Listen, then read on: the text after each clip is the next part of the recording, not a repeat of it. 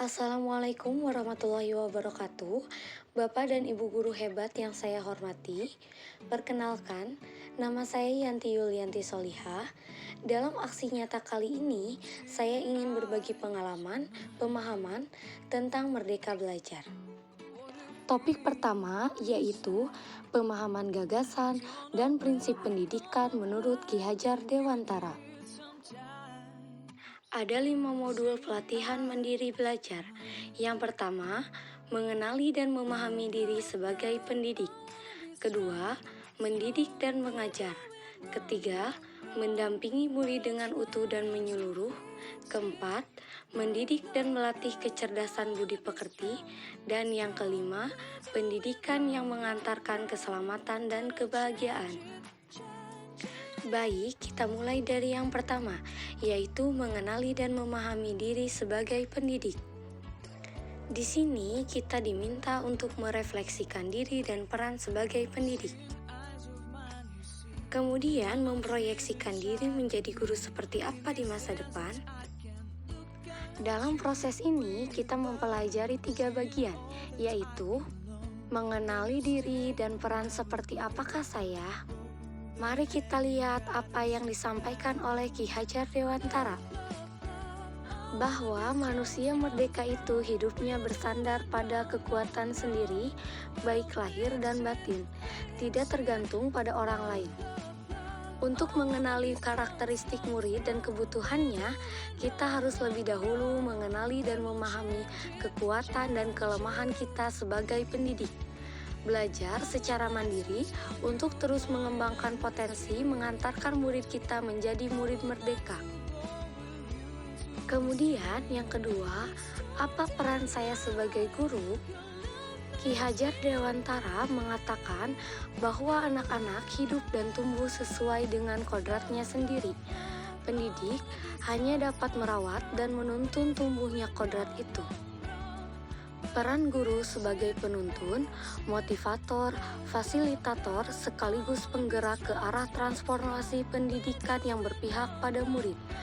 Peran guru sangatlah penting dalam pembentukan karakter dan pengembangan kompetensi murid sesuai dengan kodratnya. Kemudian yang ketiga, ingin menjadi guru seperti apa saya? Tentu saja kita sudah memahami konsep tentang ing ngarso sung tulodo, ing madya mangun karso, dan tuturi handayani. Guru yang maju memiliki peta konsep dan rancang pikir yang jelas tentang gambaran dirinya yang ideal. Ketika kita memahami kekuatan dan kelemahan kita, maka kita tahu apa yang harus dioptimalkan dari peran kita sebagai guru bagi murid-murid kita. Inilah hakikatnya guru yang mampu memerdekakan murid. Bapak Ibu, kita menuju yang kedua, yaitu mendidik dan mengajar. Di sini terdapat 3 bagian, yaitu mendidik menyeluruh, pendidikan selama 1 abad, dan menjadi manusia secara utuh. Mendidik menurut Ki Hajar Dewantara yaitu menuntun segala kodrat yang ada pada murid, agar tercapai kebahagiaan dan keselamatan sebagai manusia ataupun anggota masyarakat. Sedangkan mengajar adalah proses pendidikan dalam memberi ilmu untuk kecakapan hidup anak secara lahir dan batin. Yang ketiga yaitu mendampingi murid yang utuh dan menyeluruh. Ada 2 yang akan kita pelajari. Yang pertama, kodrat murid. Yang kedua, asas trikon. Mari kita pelajari satu persatu. Pertama, bahwa segala perubahan yang terjadi pada murid dihubungkan dengan segala kodrat keadaan, baik kodrat alam maupun kodrat zaman. Tugas guru memastikan bahwa seluruh dimensi yang ada pada murid bisa dikenali, digali, dan dikembangkan. Sedangkan asas trikon terdiri dari 1. Kontinuitas. Kontinuitas merupakan pengembangan yang harus dilakukan secara terus-menerus dengan perencanaan yang baik. 2. Konvergen. Konvergen merupakan pengembangan yang diambil dari berbagai sumber. 3. Konsentris. Konsentris merupakan pengembangan pendidikan yang dilakukan sesuai dengan kepribadian kita sendiri. Sekarang yang keempat yaitu mendidik dan melatih kecerdasan dan budi pekerti. Mari kita pelajari apa itu budi pekerti dan teori konvergensi.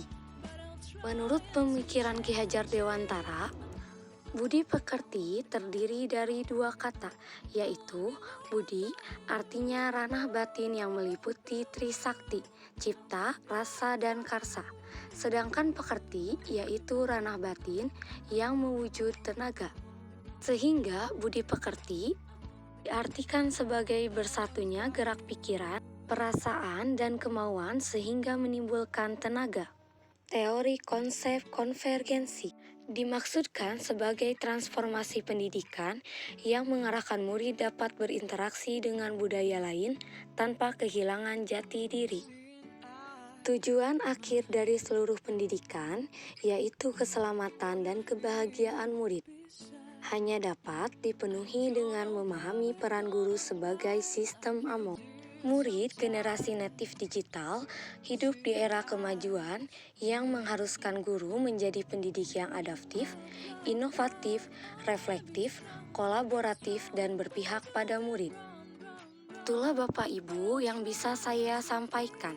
Saya mengharapkan umpan balik dari Bapak dan Ibu setelah mendengarkan pemaparan dari saya.